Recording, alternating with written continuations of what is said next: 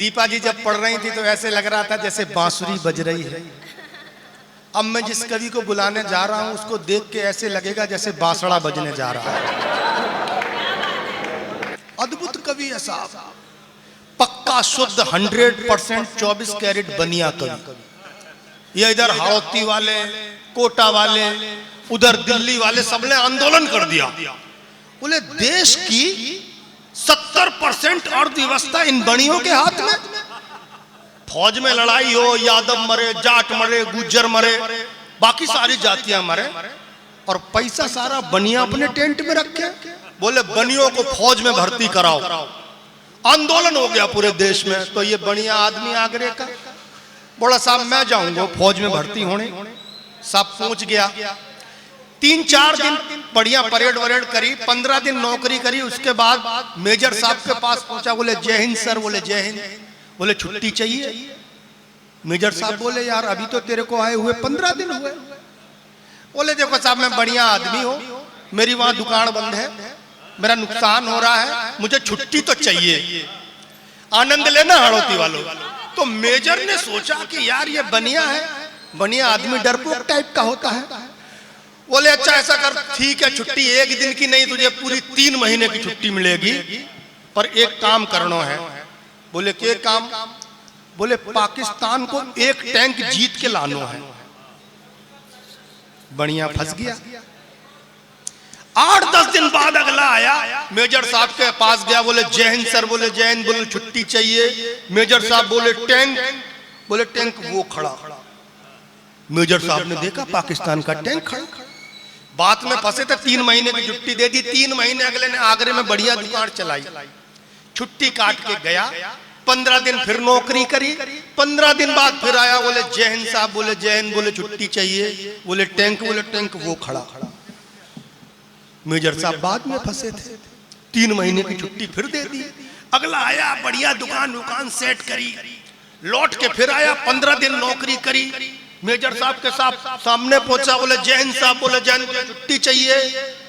Major साहब बोले tank. बोले टैंक वो खड़ा। मेजर साहब बोले यार एक बात बता, तू छुट्टी तो मैं तुझे साल भर की दे दूं, पर यो बता ये टैंक किथे से लाता है? जवाब सुनना। और अब पीछे तक जितने लोग बैठे हैं, इस बनिए की बुद्धि का इम्तिहान है इस समय। जवाब सुनना। बोले छुट्टी तो मैं तेरे को 1 साल की दे दूंगा, अरे तू ये बता ये टैंक कहां से लाता है?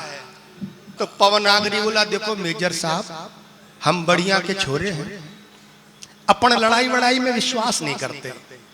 अपन तो पाकिस्तान वाले से सेटिंग बना के रखी है कि तेरे को छुट्टी चाहिए तो मेरा टैंक ले जा, और मेरे को चाहिए तो अपना दे जा। तो ये है ऐसे बढ़िया का बेटा पवन आगरी। आज तक जी न्यूज़ 18 भारत का कोई ऐसा चैनल नहीं है जहां इसका थोबड़ा न दिखता हो। लेकिन आज हमारे बीच में आया है, गणेश जी का छोटा भाई है।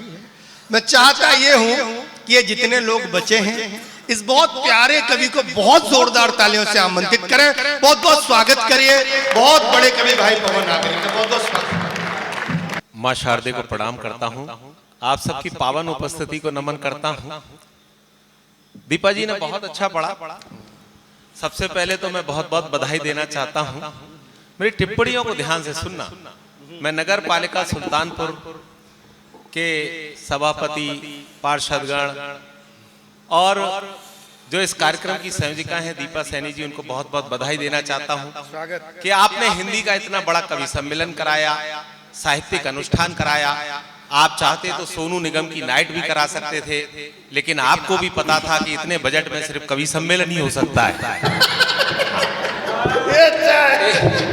एक बार जरा तालियां बजा के मन दीजिए। बहुत बढ़िया, बहुत बढ़िया। वो कह रही थी साहब कि आप बुजुर्गों का संरक्षण लीजिए, तो मैं और ये बैठी हैं,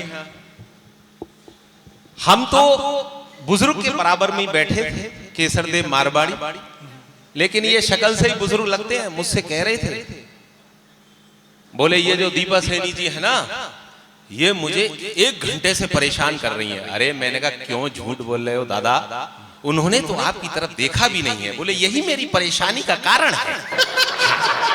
बहुत बढ़िया, बहुत अच्छे। देखिए साहब, मैंने पिछले दिनों कुछ प्रयोग किए। मैं टीवी चैनल्स पर बहुत आप मुझे देखते होंगे, सुनते होंगे। मैंने कुछ प्रयोग किए कि पहले क्या था और अब क्या है। मैं देख रहा हूं हमारी नौजवान पीढ़ी यहां पर बैठी है, मैं देख रहा हूं हमारी भूतपूर्व नौजवान पीढ़ी भी यहां पर बैठी है। मैं बुजुर्गों को भूतपूर्व नौजवान कहता हूं क्योंकि हाड़ौती के जो बुजुर्ग हैं वो बुरा मान जाते हैं। हाँ, तो साहब मैंने कुछ प्रयोग, पहले क्या था और अब क्या है।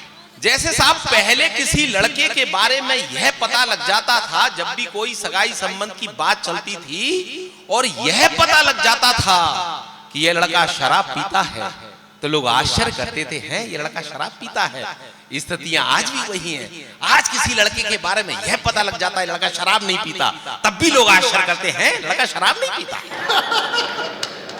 आपको पता होगा पहले लोग खाना घर पर खाते थे और फ्रेश होने के लिए बाहर जाते थे। ग्रामीण अंचल में आज भी चल रहा, पहले लोग खाना घर पर खाते थे और फ्रेश होने के लिए बाहर जाते थे। आज शहरों में किस तरह की परंपराएं चल रही हैं, आज लोग फ्रेश होने के लिए घर आते हैं और खाना खाने के लिए बाहर जाते हैं। बहुत बढ़िया बात, बहुत बढ़िया। आपको पता होगा पहले लोग क से काम चलाया करते थे। जितने मेरे बुजुर्ग लोग हैं वो जानते हैं पहले लोग क से काम चलाया करते थे। आज भी लोग क से काम चला रहे हैं। पहले लोग क से कैसे काम चलाया करते थे, पहले लोग का से कमाते थे, खा से खाते थे, गा से गहने बनवाते थे, घा से घर बनाते थे। का से कमाते थे, खा से खाते थे, गा से गहने बनवाते थे, घा से घर बनाते थे। स्थितियां आज भी वही हैं। आज भी लोग क से काम चला रहे हैं। आज लोग का से कर्ज ले लेते हैं, खा से उसे खा जाते हैं, गा से गायब हो जाते हैं और रास्ते मिल जाए तो घा से घुड़की और देते हैं। ये बहुत सच्ची कविता पवन। मैं आपको बताता हूं साहब, देखिए एक बहुत महीन टिप्पणी करता हूं। पहले कोई, हमारे यहाँ की स्थिति क्या है, हमारे यहाँ कोई गरीब आदमी यदि बैंक से लोन ले ले और उसे नहीं चुका पाए तो वो जेल जाता है, और कोई अमीर आदमी यदि बैंक से लोन ले ले और उसे नहीं चुका पाए तो वो विदेश जाता है। मैंने अच्छी बात कही, एक बार तालियां मुझे चाहिए इस बात पर। बहुत बढ़िया पवन भाई। देखिए साहब, हमारे प्रधानमंत्री जी ने कहा कि न मैं खाऊंगा न खाने दूंगा। अब हिंदुस्तान का आदमी तो बहुत चतुर और चालाक, उसने लंच पैक कराया और विदेश जाकर खाया, चाहे वो विजय माल्या हो चाहे नीरव मोदी हो। तब मेरी एक रचना का जन्म हुआ, विभिन्न चैनलों के माध्यम से वो बहुत वायरल है। मैं उस रचना को पढ़ना चाहता हूं और हाड़ौती के लोगों को मैं देखना चाहता हूं, क्योंकि मैं आपकी धरती पर पहली बार आया हूं। देश विदेश में तमाम काव्य पाठ मैंने किया है, लेकिन आज मैं आपको देखना चाहता हूं कि आप व्यंग को किस तरह सुनते हैं। कि जब भी मौसम गर्म या सर्द रहता था, पुराना रोग था, घुटनों में दर्द रहता था, बड़े जतन किए पर अच्छे से चल नहीं पाए। हमने जोड़ों के दर्द के लिए खूब च्यवनप्राश खाए। फिर अचानक हमने एक बैंक से मोटा लोन लिया और बदले में सामने वाले को संतुष्ट भी किया। अब मेरे पैरों में इतनी ताकत आ गई है कि मैं पर्वत तक लांघ सकता हूं, मैं बैंक का पूरा पैसा लेकर विदेश भाग सकता हूं। आप हाँ, उन्होंने बताया मैं देश विदेश में मैं तमाम कवि सम्मेलनों में मैं गया हूं।